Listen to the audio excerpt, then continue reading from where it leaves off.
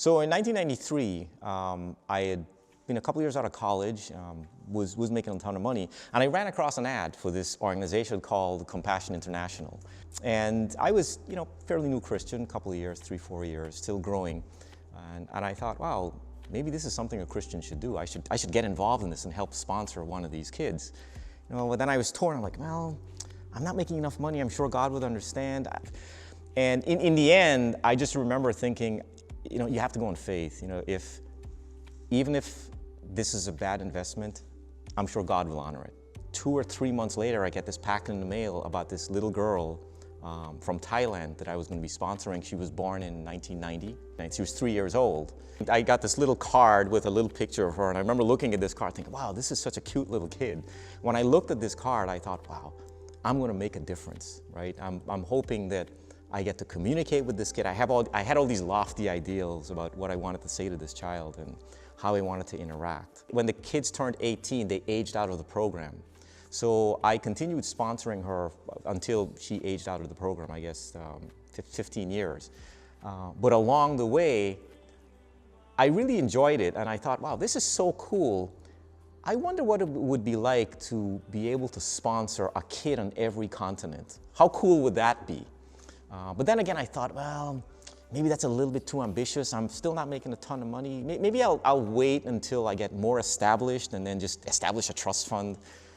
But the more I thought about it, the more I felt, God pulling me. I mean, looking back now, I knew it was God pulling me and say, if you don't do this now, you're not going to do it when you're rich, right? If you don't commit whatever resources you have now for me and my kingdom, how are you going to do it when you have all this money? Because the more you have, the more you want to hold on to it.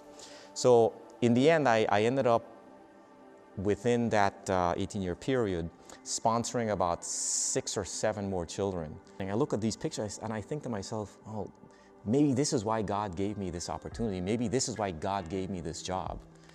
Because it's a way of providing for these kids. So over the years, that has been a big source of motivation for me, both working-wise and continuing to be faithful. 2017, I get this text message pop up, or messenger thing pop up on Facebook saying, hello, Mr. Mark, do you remember me? I am Kanita. And as soon as I saw that name, I instantly knew who that was. And I stopped. I mean, I literally was staring at my screen for a good 2 to 3 minutes, and I was thinking, no, this can't be. So then I hurriedly typed back, yes, this is Mark. Are you such and such, and were you being sponsored by me in this year? And she goes, yeah. And the thing that really rocked me was when she said, I have been looking for you. I'm thinking, wow, God has just given me the most incredible surprise, because we come to church and we hear the sermon and we all sit there and we think, oh yeah, that happens to people that devote their lives to serving the ministry, and they give up their families and they move to these harsh conditions, and I don't know, they endure Russian winters and they eat beans and they sleep in cold houses. This doesn't happen to us that work in offices and have comfortable homes and give money to some of these causes. But it's like God really reached out and said, hey, Mark, all the stuff that you've been doing, I'm taking notice. And don't worry, it's not just me taking notice. You're making a difference, and you will be repaid, right?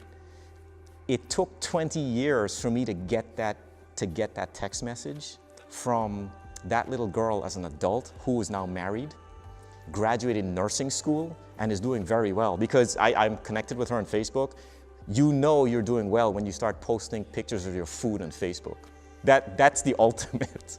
This experience, what it's taught me about God's heart of hospitality is that maybe I'm here to provide support for these individuals, for these kids.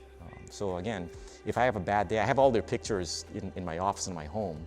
Whenever I have a bad day, I just look at these pictures and I go, okay, maybe this is why I'm working here. Maybe this is why I have to endure this next meeting. To share with these children. My encouragement is, if you want to do something, you want to start something, don't wait. Just go do it. You're never going to have enough money. You're never going to have enough time. You're never going to have enough patience, right? You're never going to be smart enough or good looking enough or connected enough.